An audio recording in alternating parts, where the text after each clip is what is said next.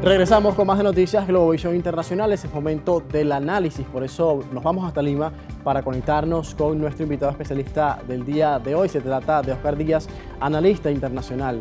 Buenos días, ¿cómo está? Buenos días, encantado.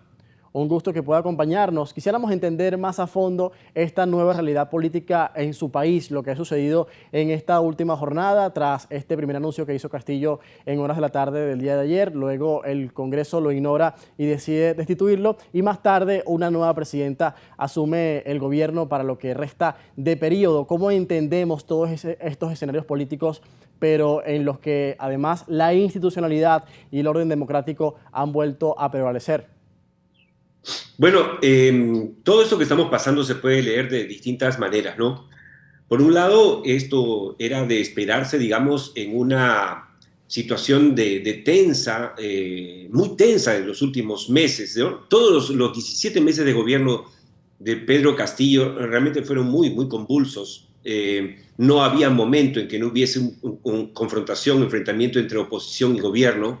El propio presidente Castillo realmente fue nefasto en cómo gestionaba a la gente que colocaba en los cargos, cambiaba de ministros como de camisa. Es un desastre, era insostenible. Y muchos creímos que efectivamente era imposible verlo llegar a terminar su mandato en el 26. Pero por otro lado teníamos un Congreso y tenemos un Congreso con 10 cabezas, que no tiene un liderazgo nítido y que tiene una altísima desaprobación, nada menos del 90%, o sea, el 9% de la población aprueba este Congreso. Entonces estábamos entre la sartén y el fuego. Pero lo que hizo ayer el expresidente Pedro Castillo fue un suicidio político, porque realmente lanzarse a anunciar un autogolpe de Estado sin tener a la Fuerza Armada, sin tener un grupo en una bancada fuerte en el Congreso, no tenía ningún sentido y realmente simplemente fue el corolario de un nefasto paso por el poder para Pedro Castillo. ¿Quiénes lo asesoraron? Porque ¿en qué se basó esta decisión que tomó y además la anunció en cadena nacional para toda la nación? Los medios proyectaban que aunque se iba a votar esta nueva vacancia, pues quizás no se iban a lograr los votos suficientes para que se diera su destitución. ¿Por qué tomó entonces Castillo esta decisión precipitada? Indudablemente entró en pánico, fue pésimamente mal aconsejado. Todo parece indicar, y el tiempo lo dirá, que quien realmente le habló al oído y lo convenció fue su ex primer ministro Aníbal Torres y su actual primera, o la que era su primera ministra Betsy Chávez, porque ambos, por lo que se sabe, estuvieron junto a él en la emisión de ese mensaje, convalidando así con su presencia el anuncio del el defenestrado y vacado presidente Castillo. Pero la verdad es que no se entiende porque no habían los 87 votos, pero en los últimos 48 horas se dieron algunos testimonios realmente muy, muy comprometedores para el presidente Castillo, con datos exactos de entregas de dinero que realmente deben haberlo devastado. Incluso tocaban el tema familiar. Supongo que eso lo llevó a una situación de desesperación en que se nubló totalmente su percepción de la realidad y hizo este anuncio absurdo.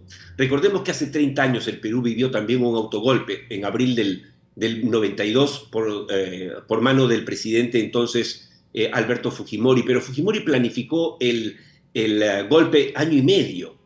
Este presidente Castillo lo planificó hora y media.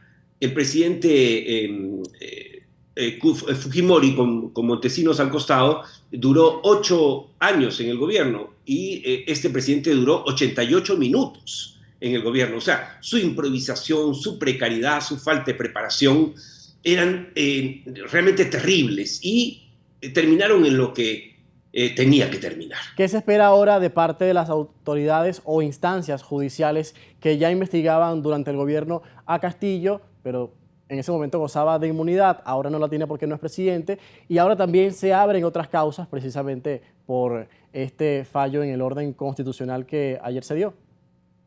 Bueno, el futuro es negro para Castillo y para sus allegados. Yo siempre dije en varias ocasiones en este año que no tenía dudas de que cuando terminara su mandato iba a terminar en la cárcel y todo parece indicar que así será. tiene efectivamente un proceso ya abierto por sedición. En este momento están emitiendo el inicio de este proceso con él por Zoom, y por supuesto es culpable de toda culpabilidad. Si a eso le sumamos las investigaciones por casos de corrupción, el futuro es bastante oscuro para Pedro Castillo. Él se lo ganó. Efectivamente hubo mucho encono, mucha rivalidad, hasta diría que racismo y clasismo por parte de la oposición o parte de la oposición, pero de ninguna manera nada justificaba el haber salido ayer a patear el tablero, a tratar de ser un dictador suelo más, en una coyuntura donde no tenía él ningún apoyo. Realmente fue un suicidio político que yo nunca he visto en mi vida una cosa así.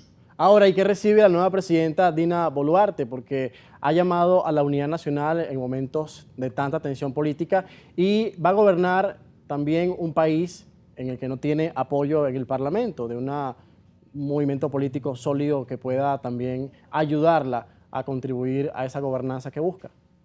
Así es. La situación ahora de la vicepresidenta y ahora presidenta es bastante precaria, ¿no? Si en otra ocasión les habíamos dicho que el presidente Castillo era el primer presidente en los últimos 50 años que llegaba sin partido propio, bueno, en el caso de la vicepresidenta es peor, porque el partido con el que llegó, que es el mismo con el que llegó Pedro Castillo, la expulsó hace unos meses. O sea, imagínense, o sea, la bancada que podía ser su bancada la expulsó de su partido. O sea, tenemos una presidenta absolutamente sola, huérfana de apoyo político. Eso me hace temer por su futuro, porque si bien va a haber un mes en que todos van a bajar las armas, obviamente la fiesta, fin de año, Navidad, no veo yo en ella ni el liderazgo ni la fortaleza como para poder echar a andar un gobierno que llegue hasta el 2026, como parece ser su deseo. Bien, estimado Oscar, le agradecemos mucho por acompañarnos a esta hora de Noticias Globovisión Internacionales. Es interesante y preocupa también a la comunidad internacional lo que ha sucedido en su país durante las últimas horas, pero da un poco de aliento de que se haya recuperado el orden constitucional y las instituciones hayan prevalecido en esta ocasión. Muchas gracias. Así es, hasta siempre.